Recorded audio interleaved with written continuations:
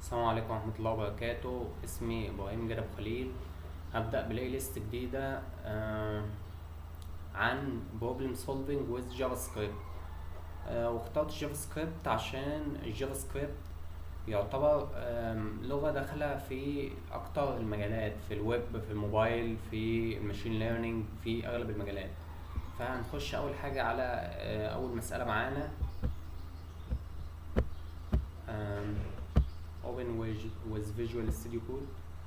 بيقول لك find the count of the words in the string، يعني هات لي عدد الكلمات في السترينج دي. فأول حاجة هنبني function هنسميها counts، اللي هو وهنستدعيها تحتها على طول counts عشان تشتغل أول ما البرنامج يرن. الفانكشن دي بتاخد مني التكست log تكست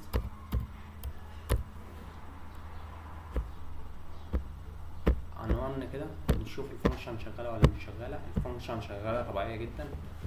واول حاجه هنيجي هنا هنقوم عشان نتعامل مع السترينج ده، عشان نعرف نتعامل معاه بشيء على هيئه سترينج كده.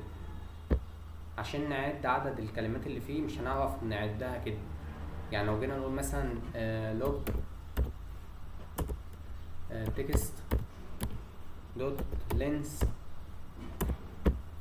مثلا، على text dot length طلع لي 126. هل فعلا عدد الكلمات في السترينج دي 126 كلمة؟ لا، هو طلع لي عدد الحروف وكمان بالمسافات الفارغة. تمام. فاحنا عايزين عدد الكلمات. عندنا فانكشن، عندنا ميثود جاهزة اسمها split. تمام. هتقوم قايل تكست مثلا log text دوت split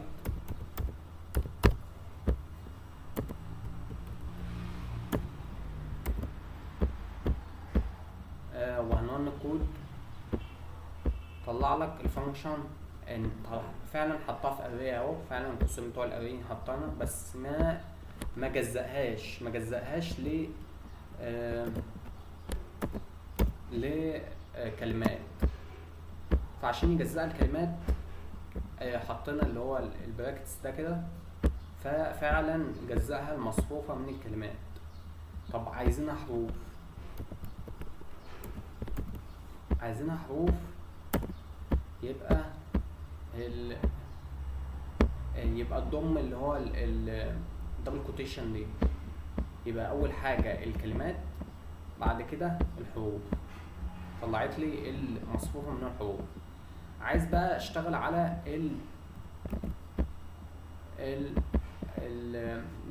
اللي هي المصفوفة الكلمات.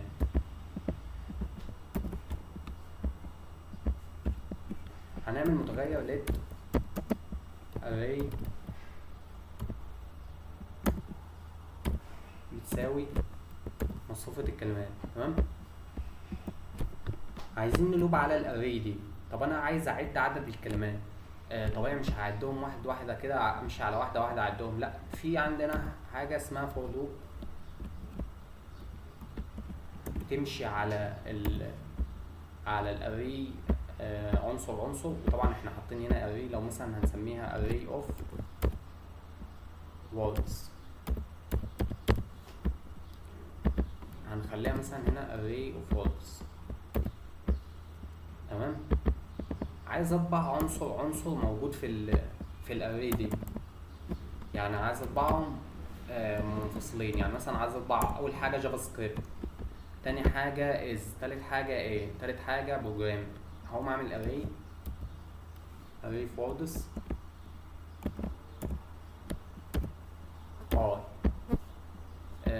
يعني كده بقول له اطبع لي العنصر اللي هو اول لفه هتبقى بزيرو، فهيقوم شايل الاي دي ويحط زيرو. فاول حاجه اللي ترتيبها زيرو تبقى الجافا سكريبت، لان الجافا سكريبت عندنا بتبدا بالترتيب زيرو، ما بتبداش بالواحد. يعني ده زيرو، ده واحد، ده اتنين، ده 3 وهكذا. فالجافا سكريبت بترتب العناصر كده، لو هي اري فبترتبهم بالشكل ده من 0 ل 1. فاحنا بنقول مثلا بتبدا من 0، فهتحط هنا الاي ب0، هات لي الاري، هات لي العنصر رقم 0 اللي في الاري، هيطلع لي اول حاجه الجافا سكريبت، تاني حاجه الاز، تالت حاجه الايه. فهيطبع كل مره هيطبع كلمه من دي. فهتيجي نشوف رن الكود، هتلاقيه فعلا طبع لك اول حاجه جافا سكريبت، وبعدين خلص، وبعدين طبع لك از، وبعدين خلص، وبعدين كده. انا عايز اعرف ايه عددهم، عايز اعرف عدد السترينج ده. هتقوم اعمل هنا let count، هتعمل متغير مبدئي كده وتدي له قيمه صفر. تمام. وفي كل مره لما تعدي عليهم هتعمل count بلس بلس، يعني زود الكاونت بواحد، اللي هو اول حاجه جافا سكريبت هيبقى الكاونت بتاعه بواحد، بعدين از هيبقى الكاونت زود واحد يبقى 2، وبعدين عدى على الايه يبقى 3، عدى على البروجرام يبقى 4، وبعدين بعد ما تخلص لوج الكاونت. رن الكود، هتلاقيه طبع لك 20 في الاخر هنا. يعني انت لو جيت تهمش السطر ده كده، عشان السطر ده بيتعرض معانا برضه، لو جيت رن الكود هيطبع لك 20 كلمه، لو جيت تعدهم فعلا هتلاقيهم 20 كلمه. تمام. يبقى كده اول بروبلم سولفنج معانا خلصناه.